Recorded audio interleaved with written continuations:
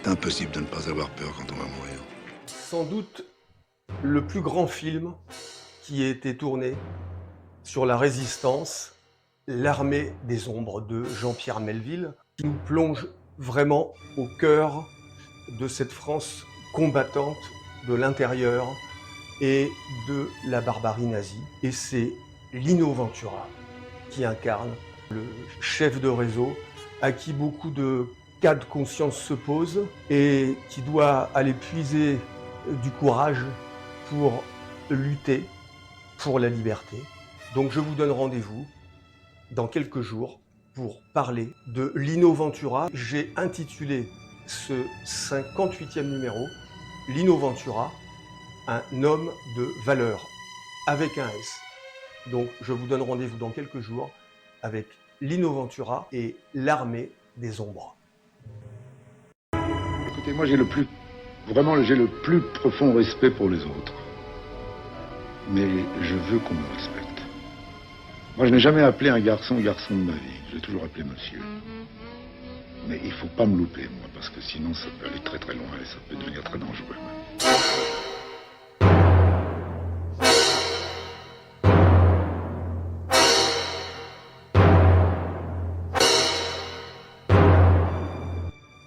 Lino Ventura, un homme de valeur avec un S.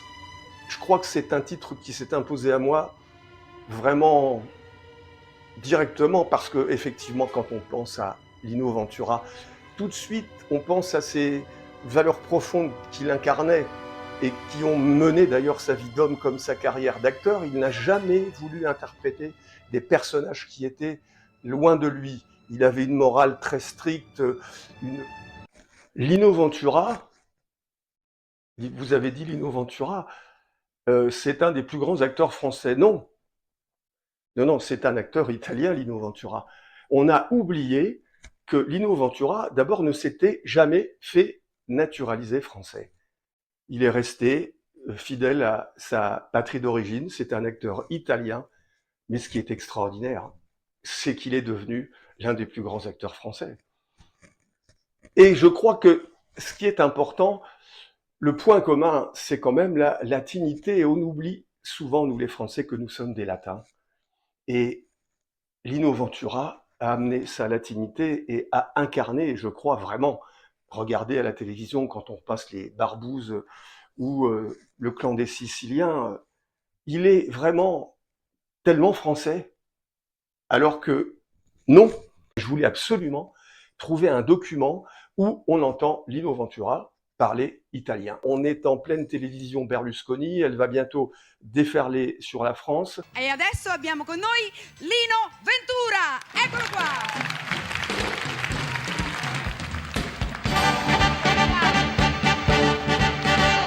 Senta un po', Dica. lei è famosissimo, anche qui in Italia, ma in tutto il mondo, e si dice di lei attore francese.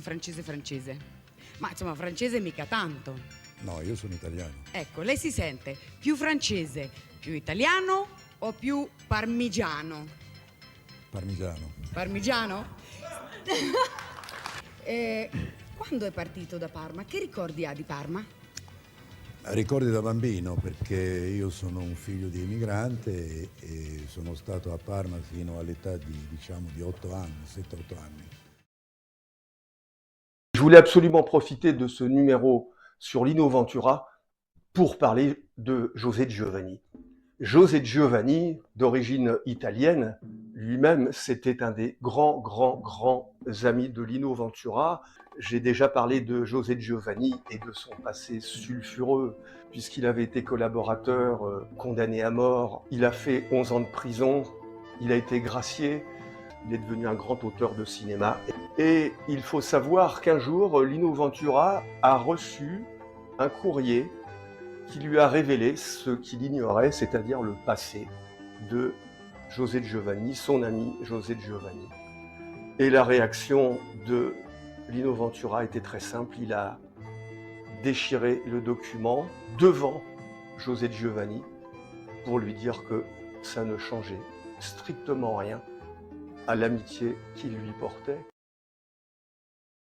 C'est vraiment pour me faire plaisir, peut-être aussi au Rochelais. C'est un petit reportage pendant le tournage du Bateau d'Émile, qui est tiré d'une nouvelle de Georges Simenon, et on voit Lino Ventura en marin, dans un bateau de pêche, dans le port de La Rochelle à l'époque, où il y avait encore des bateaux de pêche. Maintenant, ils sont dans le port de Chef de Baie. Mais regardez, ça ne dure pas longtemps. Lino Ventura à La Rochelle, dans son bateau de pêche.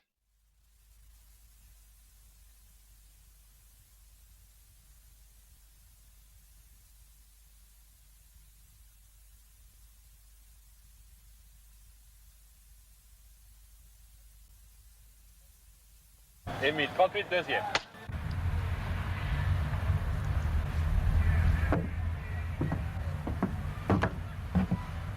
Lino Ventura, pour la première fois dans votre carrière cinématographique, vous interprétez le rôle d'un marin.